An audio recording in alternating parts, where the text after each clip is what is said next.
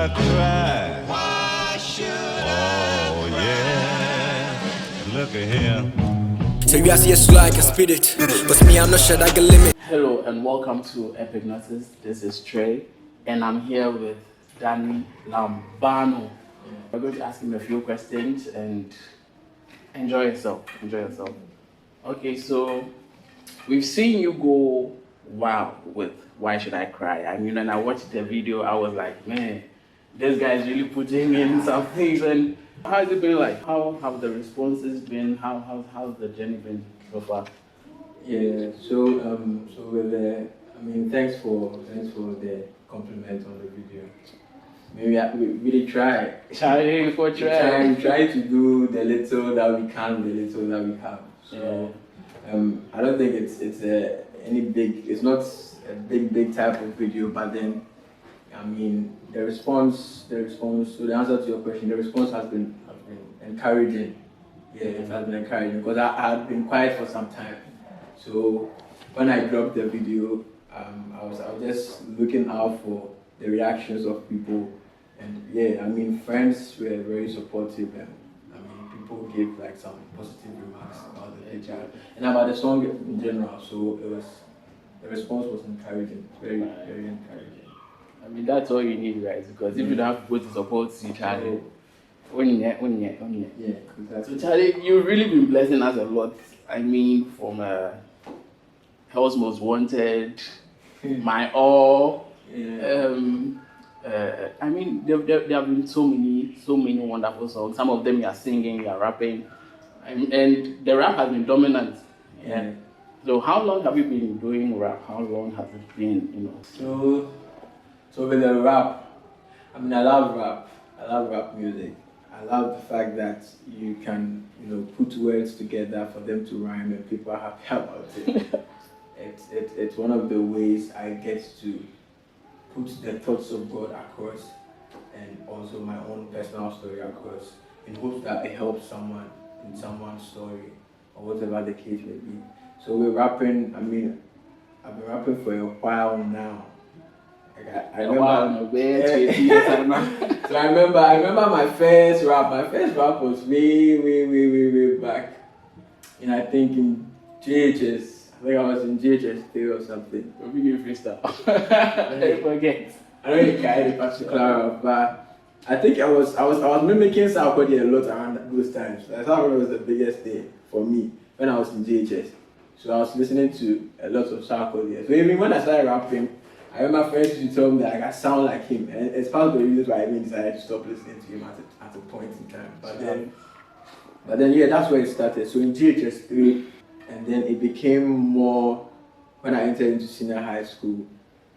So when I entered into senior high school, that was the time that I started going to the studio and recording demos and stuff. But not until I think 3 years ago, that's when I started really trying to put out more professional content and take it serious in a certain way. Charlie, we've been rapping for a while now.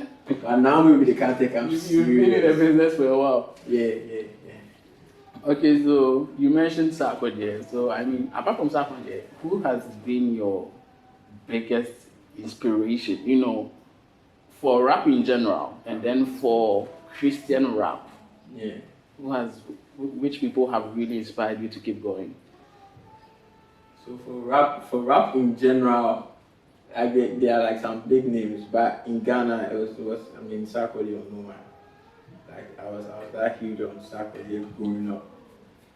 But then after I shifted and became more serious with my faith, I couldn't resonate with everything that Sarkodie was saying anymore at a point in time. Some of the songs, yes, but some no. And so when that shift happened, I think 116 did it for me. But before 116, I think King's Kid. Yeah. Even when I was not in tune with Christian music, King's Kid's song, I got my Jesus on. That song was huge for me. I still have that song as part of my playlist, even when I was listening to every other song that was out there. So I think it started from King's Kid and Papa. A lot of people don't know Papa. I don't. Yeah, you have Charlie Papa beats on generational talent. Like I'm not even trying to hype him. If you get to listen to his music, he's really talented. He's gifted. So I think my big brother hooked me to Papa, Solar, Papa, Pure Water. Those who know Papa, they know the songs I'm talking about. Yeah, I was also listening to Papa a lot. So it was Papa, KSK. Then when I got deep into like making music and looking up to people who were doing what I wanted to do, I veered more into 116. So like the whole 116 crew, from of course Lecrae, to Triple to Tedashii, and I think at that time Derek Minor was also part at that time. Yeah, so I was everything from 116 camp. I was into everything 116 camp, and KB. Yeah, recently KB. I've been very heavy on KB. So I would say currently, one of my biggest inspirations, KB definitely is part of my inspirations when it comes to rap music, and Lecrae definitely is one of them, and Kanye. I can't leave Kanye out. I know a lot of people have issues with Kanye. It's true, but he is talented, man. But Jay is Jay. So Kanye of late has also been like a major inspiration in terms of his creative work, not his personality per se, but in terms of his creative work, his mindset. In as much as I probably would disagree with some of the things that he says or does, but I love that man. Honestly. I like his mindset. He's driven. Once he sets his mind to something, he's doing it. He is doing it, and he's always pushing boundaries, and that's what I like about him. Something. So there are lots of names I might have forgotten, but then these are the few ones that come right now to my head. Yeah. Man. Okay, so I was watching the video of Why Should I Cry, and getting to the end, you mentioned that there are some hoarded tracks that you have to release. So I'm to the king and the priest. God give the green light, I'm ready to speed. Bring hardness and records I've got to release. Something coming. Should we expect something from Lambano? Yeah. I mean, like, as you rightly said, I've been, since Health Most Wanted. Those who have not listened to the Health Most Wanted series, it's out on SoundCloud. You can go and listen to it. It was what introduced me to, like, the Health Most Wanted series was what motivated me to keep putting out some songs out, to keep putting songs out. And the response was it was unexpected. So I realized that like there are people waiting to hear what I have to say. Yeah. And honestly, it was encouraging because sometimes I overthink a lot. Like this thing that I'm writing, was someone listening? Like I'm afraid of criticisms and all that. But like when I started putting those freestyles out, I was like I can do this. I was like, yeah, let me start doing this. So it was since Health Most Wanted days that I started talking about. Like I was about to release the project. So in the WSIC, Why Should I Cry? That's what I was talking about. Like I've been working on something. Okay. So there are lots of songs that I've been holding, and I'm like, I'm going to be dropping all of them before the year ends. Wow, man. So a lot of songs are coming. That's something to look forward to. Yeah. Something to really look forward to, man. You've been blessing me a whole lot. I mean, there's a whole playlist, and the name of the playlist is Lambano. Honest to God, I can show it to you right now, bro. Charlie, I'm honored. I mean, I just listened to it. I'm like, man, I just love it. I'm honored. So with the album, how long has it taken? You know, because Health Most Wanted, it's been I think 2 years. Yeah. So how long has it been from that particular period? And you working on the album, you know, how has it been? Yeah, so Did you start before Health Most Wanted?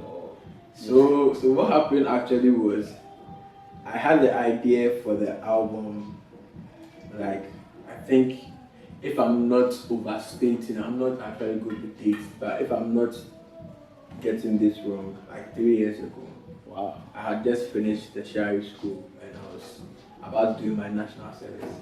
So I was posted to a place. I was initially doing it at a place, and then I took reposting, and I went to a place in Accra, and that experience birthed the whole album. And yeah, so it's been 3 years.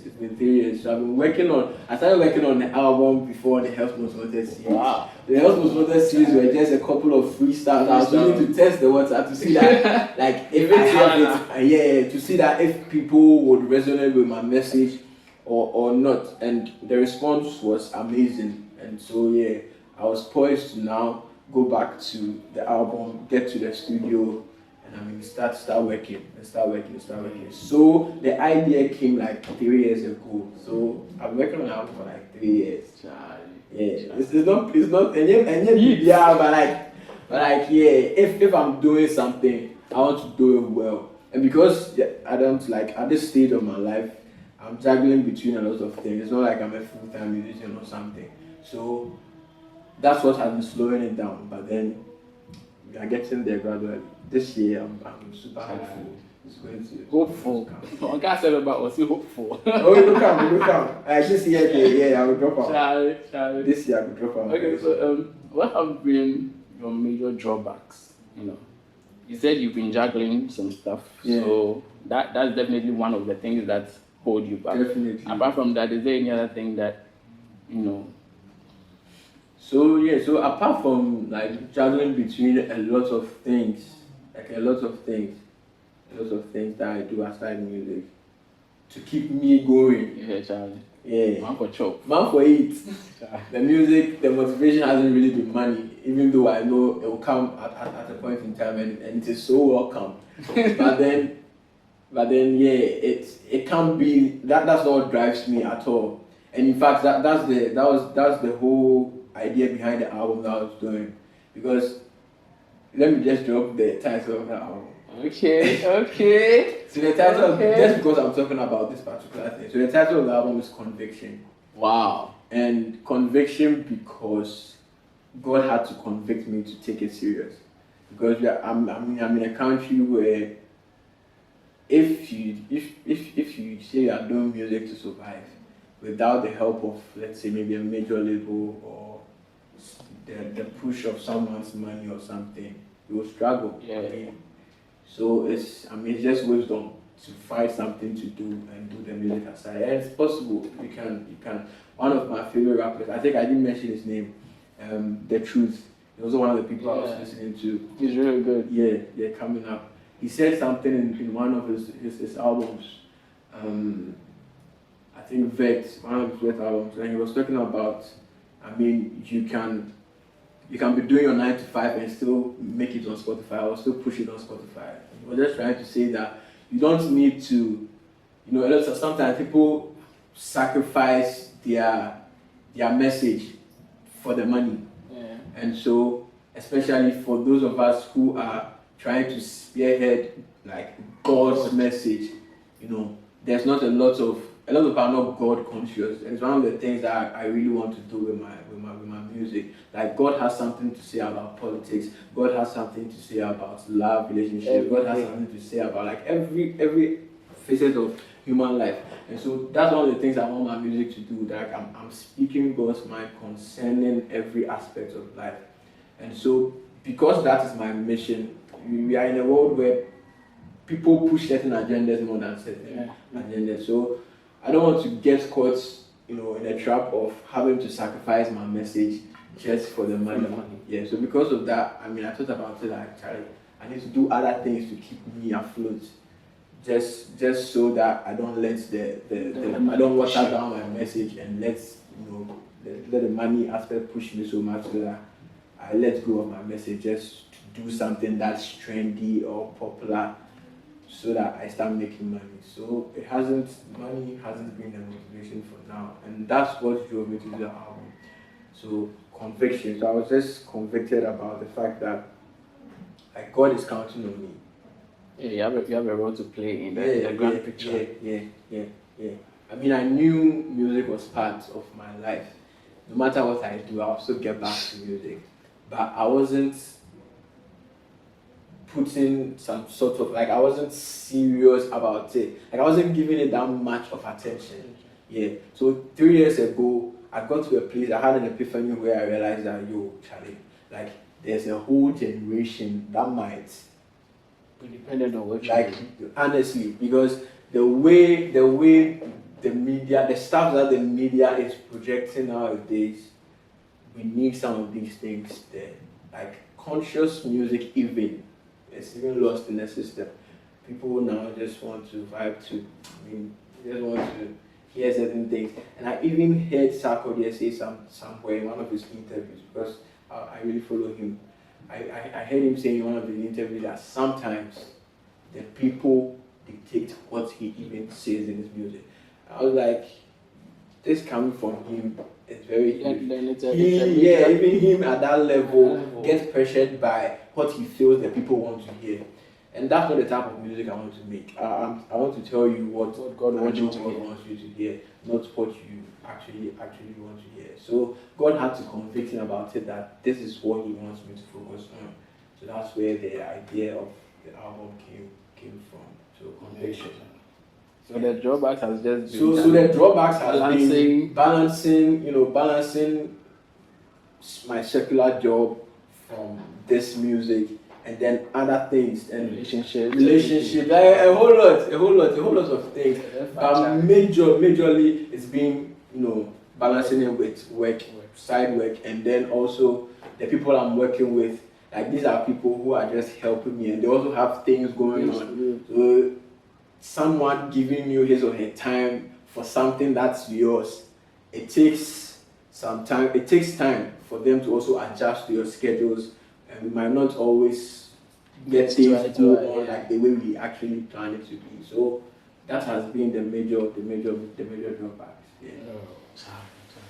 Okay, so in the Why Should I Cry, I think the behind the scenes video, you were talking about how you actually plan to shoot the video at a certain place, and then the government was working there.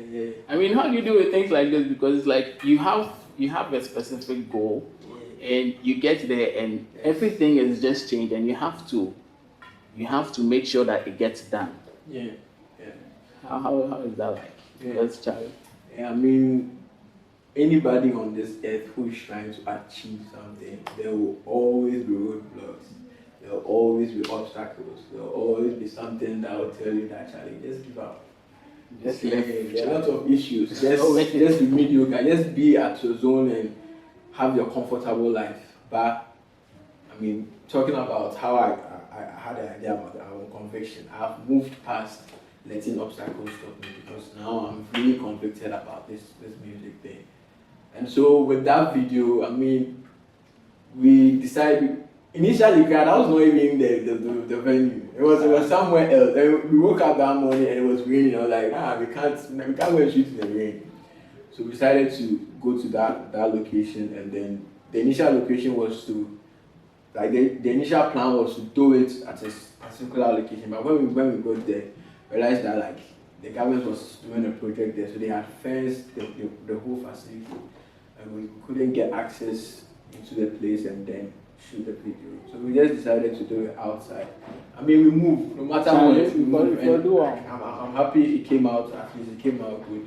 At least, and then we put it out. So I mean, that it's been one of the things working under pressure. It pushes you to be creative, to do something with the little that you have. And I'd encourage anybody out there who wants to do something, like, just do it. Just do it. Charlie. It's been good having you on, Charlie. So this is Dani Lambano. Yeah. You all know Dani Lambano. Well, if you don't, this is Dani Lambano. Charlie. Yeah, and he's been a big inspiration to a lot of us. Charlie, it's been good having you on. Oh. Thanks for coming. Charlie, but shouts to Trey. You guys should subscribe to his channel. He has a lot of stuff coming out. And this guy is super talented. We'll get there. There's a lot of things about you, man. Relax. Relax. But Charlie, this guy is Super talented, super talented. Like in terms of future projects in my mind, he's already in there somewhere. Doing one or two things. I've leaked something small, but yeah. Yeah, so that's it.